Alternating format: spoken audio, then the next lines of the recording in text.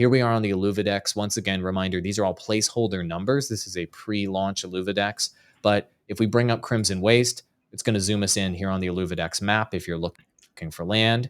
This is where Crimson Waste is relative to the other regions. In a nutshell, what is Crimson Waste? Well, as you can see, it's clearly in the center, and it's a gigantic crimson, so red desert. It's very hot and it's very unpleasant to be on the surface. There's a gigantic, also an enormous, almost storm constantly above it, and there's like an eye of the storm is right above the middle where the obelisk actually. Very cool. Let's just get straight into the concept art because it is, to say that it has variety, I think there's maybe the most variety here out of all of the concept art in my opinion. So let's just get into it. There's that dry Crimson Waste, but this is a very early concept art. And I'm curious to know, as we go through this, how did it evolve? Well, there was this is indeed very early. This is my work.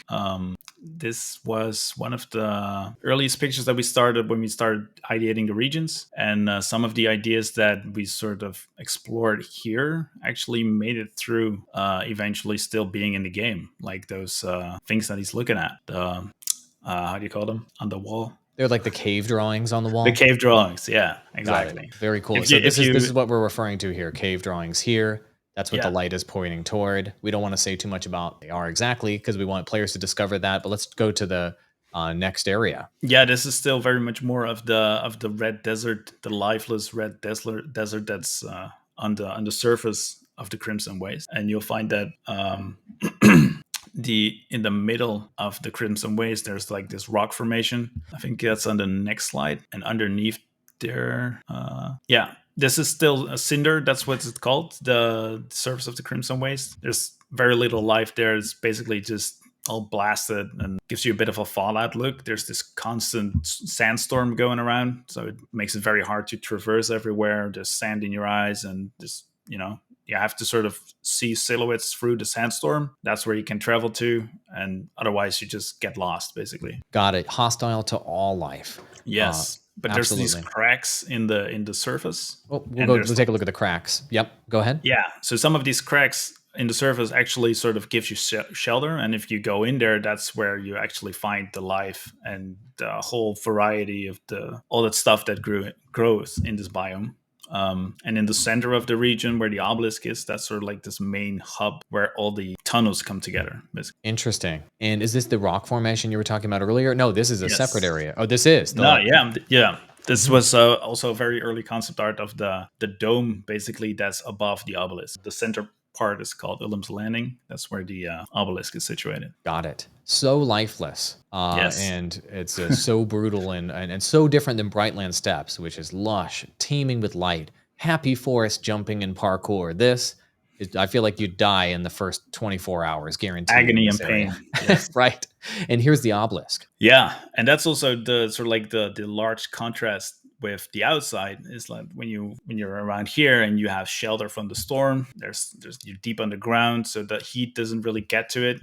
There's some water or acid actually, but there's liquids, and that's where all this life sort of starts to find their place, basically. Got it. So lots of visual variety. This isn't like Tatooine in Star Wars where it's just a desert everywhere. You've got life underneath, which will obviously keep things fresh and interesting as you go discover these areas that are full of life. Southern Passage. Yeah, this is one of the biggest tunnels leading from Illuvium's Landing, leading from the obelisk. And it's very wide and open, so there's still some light and sand falling down, and there's some acid and stuff sort of like forming a river down towards eventually an exit into Cinder. And one of the reasons why all these tunnels are here is probably just like the Traveler's Gorge, where it's sort of cut through heading towards the obelisk. And that's sort of like probably one of the main reasons why these tunnels are also heading. Got it. And wow, this is so different than everything we saw before in Crimson Waste.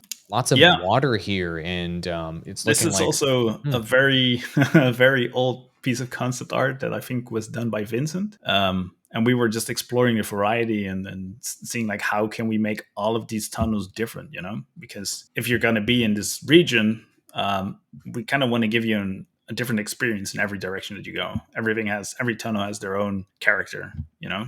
And Southern Passage is the most calm and welcoming. It's wide, it's open, it's fairly flat, it's not too difficult, and it's just a nice place to be, basically. Definitely an oasis from the brutal outsides. And wow, and then a totally different color palette here. Not totally different, but very different. Obviously, lots of reds, lots of purples and pinks here in this area. Lots of plant life underground, able to survive in the moisture. Exactly. Yeah. Very cool. I'm loving this. And here's the end of the passage. And now we have these beautiful flower looking plants as we end the southern passage. It looks like we're making a transition into a new area. I think this is like the exit, right where you go out of the tunnel system, and you would actually get back into the open place, into Cinder. And this is like the last few bits of sheltered rock, and the sun is out, so you can, the flowers enormous flowers, of course, you can try to catch some sun rays and grow there nicely. Very cool. Of course, not everything, but a lot of things are big in Illuvium to give you that big scale. And here's something completely different. Crimson Waste, in my opinion, has the most variety right now visually. There's so much going on here. So yeah, crazy exactly. pinky purple crystals here in this cave. Crystal Cave, what's up with this? Yes. So as I mentioned, there's several tunnels leading from Ullum's Landing, which is where the obelisk is, and one of the tunnels is actually a gigantic crystal cave with some drops, and yeah, it's absolutely beautiful when you go in there. The sound team is also going to do some amazing stuff where you hear the rocks coming from the surface resonating with the crystals when they hit it, like pew pew pew pew. It's going to be pretty cool. And when you go through this tunnel, there's quite a lot of jumping and stuff like that to make it across. And you end up in Anguith, which is, I think, in the next slide, which is a boneyard. And this is this is also sheltered space. So there's like walls coming over it. So it allows life to grow there. But it's already a lot more extreme, basically. Very dry. Obviously not a welcoming space here. Interesting to go from the crystal space into this totally different color palette in this dry graveyard. Yes, it's not completely dry. There's some plant life. Yeah. Yeah, and there's quite a lot of acid in here as well. You'll see that in the next image, I think. Oh yeah, okay, that is a lot of acid. Yeah. that looks like it'll kill you. Yeah. Yeah, and it's slowly dissolving stuff that falls into it. I see. But there's also here's the idea of scale too. This isn't just like a teeny puddle, guys. Here's the ranger, and then this is a giant pool of acid that you're going to have to traverse across and figure out. Hey, maybe those bones poking out there out of the acid or be helpful. It's a wall painting. Yes, I'm seeing those everywhere in this region. Interesting. Okay. Those will be interesting for discovery. Maybe understanding some things about the lore, maybe? Probably. Maybe. I don't know. Yep, we're going to keep being cagey about it. Someone should know. Someone should know. Perfect. Yeah, but this, I love it. The acid here is just going to add variety. And obviously, with that constant danger on the ground level here in this area, you'll need to be traversing over that. And I love the feeling of, the floor is lava, the floor is acid here, and you need to avoid that drop, making the parkour elements of going around the overworld that much more interesting. Yes. Here's another one of those iconic entrances that pulls you in and sucks you in. Where are we going here? Exactly. This is the tunnel towards Sofias Garden. And this is basically hidden behind a giant sandfall that's coming in from the surface, and you have to try and make your way through it so you can head towards Sofias Garden. So you've heard of waterfalls. How about sand falls? Here it is. The sand is always falling. Now, don't ask us how the physics work on having infinity sand, but it's working. It's happening. Maybe. Maybe. We won't say anything more. Perfect.